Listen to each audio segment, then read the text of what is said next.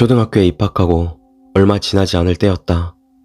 우리 반에는 왕따 당한 아이가 있었다. 가난한 집 아이였는데 언제나 악취가 나고 성격도 어두웠다.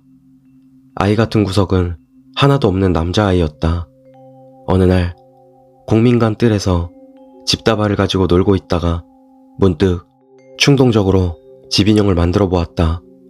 오컬트를 좋아했던 나는 예상외로 잘 만들어진 집인형을 보니 그냥 있을 수가 없었다. 다음날 나는 왕따 당하던 아이의 머리카락을 구해 집인형 안에 넣었다. 이제 어디 받기만 하면 된다. 온갖 궁리를 하다 나는 딱 좋은 곳을 찾아냈다. 조금 멀리 떨어진 곳이지만 동네에서 이누나키 바위라고 불리는 곳이었다. 주변에는 어두운 숲이 있어 축시에 참배를 하기에는 딱 어울릴 것 같았다.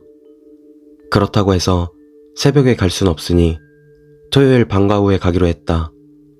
대목과 집인형, 망치를 들고 이누나키 바위로 향해 바로 집인형을 박을 나무를 찾았다. 하지만 죄다 백일홍이나 자작나무라 뭔가 못을 박기에는 불안했다. 발밑에는 개가 웅크리고 앉아있는 것 같이 생겼다 해서 이름 붙은 이누나키 바위가 있다. 문득 바위 사이 틈새가 눈에 들어왔다. 왠지 모르게 못을 박아보니 생각 외로 별 저항 없이 못이 들어갔다. 그래서 나는 그대로 인형목에 못을 대고 이누나키 바위에 박았다. 몇 번 망치로 꽝꽝 내리치고 속이 시원해진 나는 그대로 집에 돌아갔다. 몇 주 지난 후에는 아예 잊어먹었다. 그 다음 이누나키 바위를 찾은 건 몇 년이 지나 초등학교 고학년이 된 후였다. 제일 친한 친구와 엄청 싸운 주말이었다. 처음 집인형을 박았던 왕따 당하던 아이도 멀쩡했고 완전히 잊었을 터인데 내가 왜 또 그곳을 찾았는지는 모르겠다. 어쨌든 지난번처럼 또 이누나키 바위 앞에 섰다. 이전과 다름없이 어두운 숲속 바위가 웅크리고 있었다. 지난번 내가 인형을 박았던 자취는 없었다. 지난번처럼 친구의 머리카락을 넣은 집인형을 박는다. 목 밑에 못을 대고 망치를 한껏 내리친 후 집으로 돌아왔다. 친구와는 그 다음 주에 화해했고 이누나키 바위에 관한 기억은 곧 기억 한 구석으로 밀려났다. 그 후 기억하기로는 초등학교 졸업 전 아버지 머리카락을, 중학교 1학년 때 형 머리카락을 들고 이누나키 바위를 찾았었다. 그것들도 별일 없었고 나는 그대로 까먹고 살아왔다. 완전히 잊었던 기억이 되살아난 건 10년 가까이 지나 간만에 고향에 돌아왔을 때였다. 제일 친한 친구와는 여전히 연락하고 있었다. 어른이겠다. 같이 술을 마시기로 했다. 다른 녀석들도 찾아와 간만에 옛 친구들과 어릴 적 이야기에 신이 났었다. 이야기하던 도중 나는 안타까운 사실을 알게 되었다. 어릴 적 왕따 당하던 녀석이 결국 이른 나이에 자살했다는 것이었다.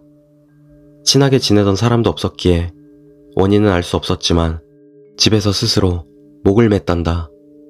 이야기를 들은 순간 이누나키 바위의 기억이 뇌리를 스쳤다. 하지만 그건 어릴 적 장난일 뿐이다. 벌레를 돋보기로 태워 죽이는 것 같은 놀이일 뿐. 그렇게 생각하고 나는 그저 명복을 빌어줬다. 시간이 지나 3년 후 취직하는 바람에 고향에서는 더욱 멀어졌다. 하지만 친구들과는 계속 연락하고 지냈다. 어느 날 충격적인 비보가 날아들었다. 제일 친하던 친구가 사고로 죽었다는 것이었다. 높은 곳에서 작업을 하다 떨어져 목이 부러져 직사했다. 망연자실해지고 있는데 또 기억이 떠올랐다. 이누나키 바위의 기억이.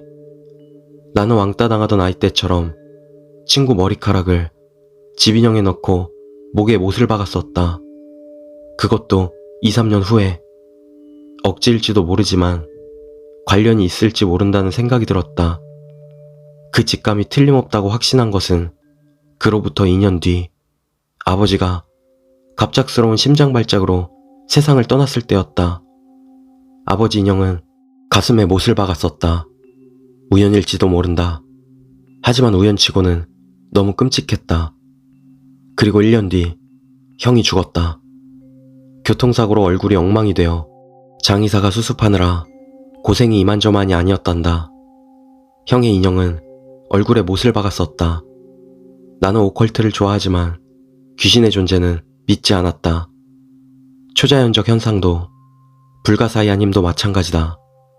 이누나키 바위에 박은 집인형과 일련의 죽음에 관해서는 관계가 있을 것이라고 확신하면서도 머릿속으로는 그럴 리 없다고 부정하고 있다. 아니, 그렇게 바라고 있다. 왜냐하면 내가 이누나키 바위를 한 번 더 찾았기 때문이다. 형의 집인형을 받고 2년 후 중학교 3학년 때 인간관계로 한참 고민하고 있던 나는 약간 자포자기한 심정으로 내 머리카락을 집인형에 넣고 이누나키 바위에 박았다. 대못으로 온몸 이곳저곳에 쾅쾅. 형이 죽은 지 곧 1년이다. S연에는 아직도 이누나키 바위가 남아있을까? 두 번째 이야기, 10살 어린 애인. 전에 일하던 곳에서 알고 지내던 동료가 직장에 들렀다. 서로 기혼자지만 우리는 서로 죽이 잘 맞아 자주 놀러 다니곤 했다. 간만에 만나 반가운 마음에 근처 카페에 가게 되었다. 나는 물었다. 요새 좀 어때? 나쁜 짓 하고 다니는 건 아니지? 그러자 그는 웃으면서 이런 이야기를 해줬다. 1년 정도 전부터 10살 어린애인이 생겼다는 것이었다. 작년 크리스마스 때는 22일부터 25일까지 애인한테 사준 맨션에서 함께 지냈다나. 당연히 집에서는 온갖 불평과 의심이 쏟아졌고, 하지만 초등학생 딸한테 미안해 크리스마스 날 저녁 7시쯤 집에 돌아가기로 했다고 한다. 애인은 가지 말라며 울부짖으며 매달렸다고 한다.